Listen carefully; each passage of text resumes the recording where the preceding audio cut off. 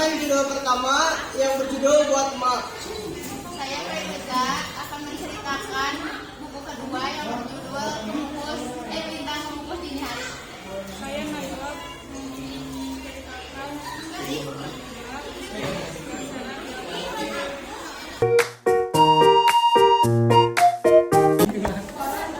Ada sebuah desa yang dinamakan Duku Paru. Moyang semua orang, Duku Paru adalah Ki Secamengala. Dia adalah seorang Boromoh Coro. Dia juga menitipkan darah dagingnya di Duku Paru.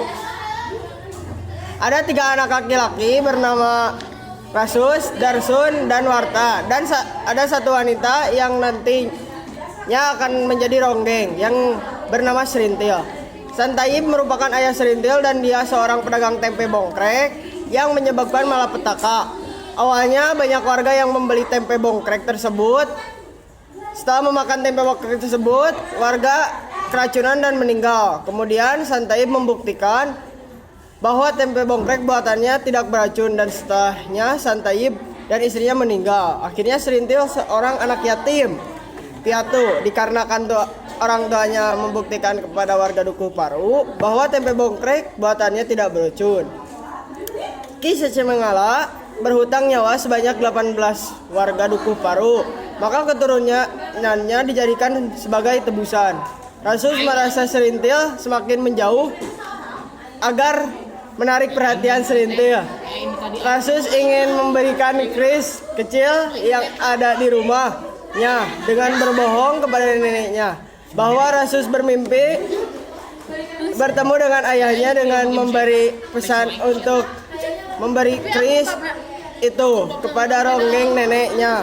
Pun percaya apa yang dikatakan Rasus. Kemudian Rasus memberikan keris itu kepada Serintil ketika dia sedang tidur. Sudah 2 bulan Serintil menjadi ronggeng di Duku Paru, namun ada 2 tahap lagi untuk dilalui oleh Serintil.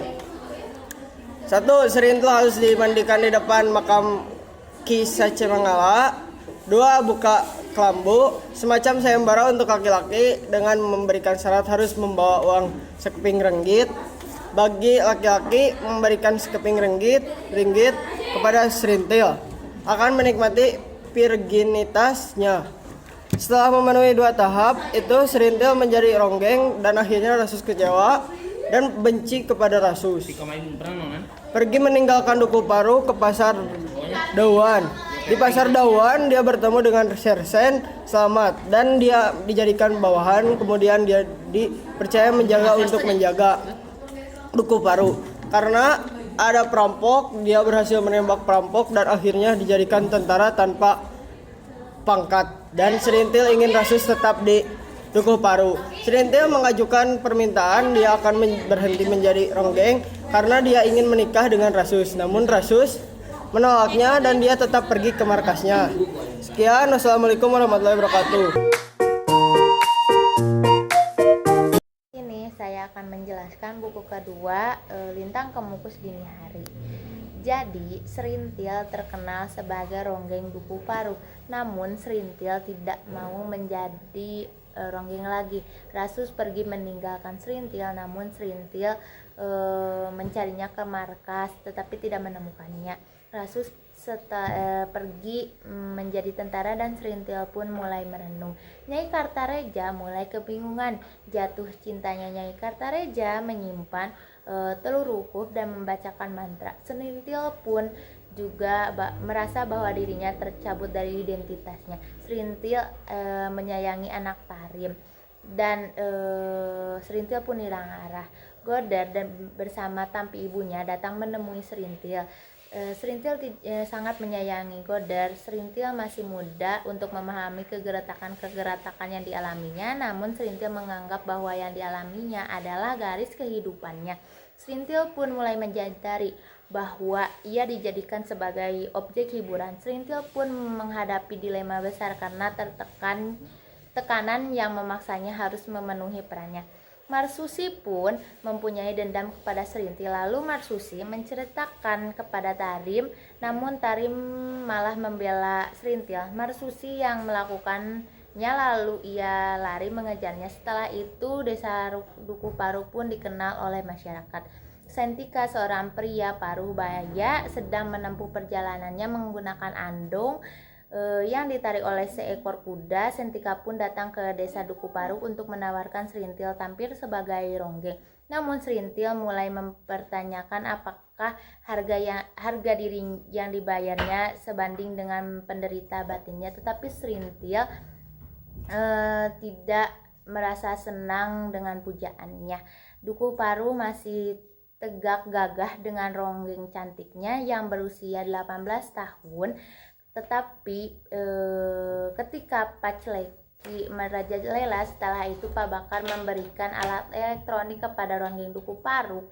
Lalu ronggeng Duku Paru pun menjadi satu tim bersama ronggeng Duku Paru. Namun ronggeng Duku Paru tidak mau satu tim lagi dengan Bakar. Sekian, terima kasih. Wassalamualaikum warahmatullahi wabarakatuh. Assalamualaikum warahmatullahi wabarakatuh. Saya akan menceritakan kembali buku ketiga yang berjudul Jantera Biang Lala. Bab 1. Kejadian terjadi pada tengah malam di sebuah kota kecil di Jawa Tengah, sekitar Februari 1966. Situasi mencekam telah berlangsung selama setengah tahun di mana kegelapan mendominasi. Tidak ada warga yang berani keluar setelah matahari terbenam, kecuali petugas keamanan termasuk tentara, polisi, dan militer. Suara tembakan dan pembakaran rumah terdengar dari kejauhan, disertai langkah berat sepatu dan deruk kendaraan militer. Bab 2.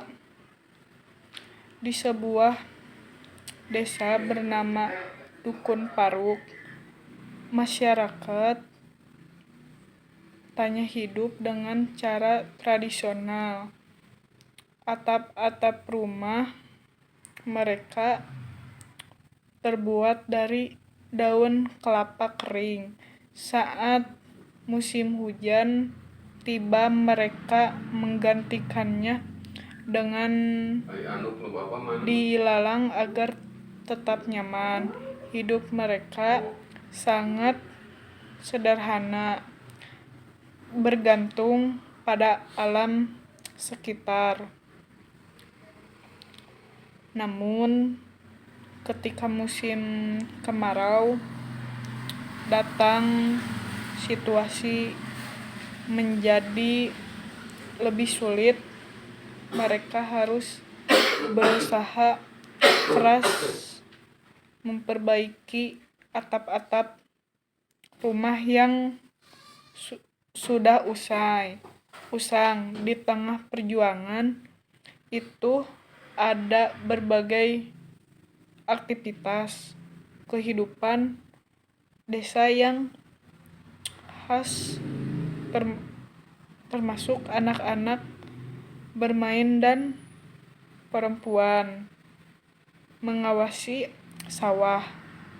Semua ini menunjukkan betapa kerasnya hidup di desa tersebut. Bab 3. Perjuangan Jantera dan masyarakat sekitar dalam menghadapi kekejaman dan ketidakadilan yang dilakukan oleh pihak penguasa atau pemilik modal. Bab ini menggambarkan bagaimana kehidupan di daerah Biang Lala semakin menderita akibat ketidakadilan tersebut. Masyarakat semakin sulit memperoleh kehidupan yang layak, sementara para penguasa terus mengeksploitasi mereka. Bab 4. Bab ini memperlihatkan bagaimana Jantera semakin berani mengorganisasi perlawanan terhadap sistem penindasan. Ia mulai memobilisasi masyarakat untuk bersatu, membangun kesadaran, dan mencari cara agar mereka bisa melepaskan diri dari cengkeraman penguasa yang tidak adil.